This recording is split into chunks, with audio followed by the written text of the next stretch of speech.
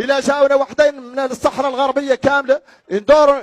يدوروا يعتبر يسوى ذولي منهم فتين دوف ويسوى بلد ثاني يقولوا عليهم من موريتانيا يتخفاوا معانا إلى نعطوهم تواقط نعودوا جنينا على الشعب الموريتاني وجنينا عليكم كاملين وأعطينا تواقط موريتاني المدة ما هي يلا تعطى لها.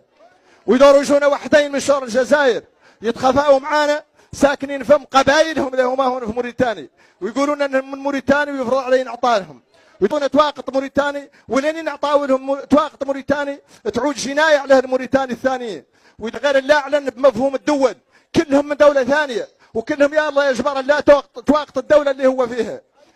على هذا الاساس اللي نبتوا ندوروا احنا نشوفوا شنو هو الاسلوب الصحيح اللي ما يقد حد من الموريتاني ما يجبر تواقط موريتاني واللي ما يبقى يشير هون ولا طفيل صغير ولا طفيل ولا شيباني ما اجبر تواقط موريتاني لنعود من موريتانيا ان شاء الله. اللي في الصحراء الغربيه خوتنا كاملين موقفنا منهم، احنا تجمعنا ثقافه واحده، يجمعنا عادات واحده، تجمعنا اصول واحده، ولكن كنا نختار دوله، كنا نختار مشروع دوله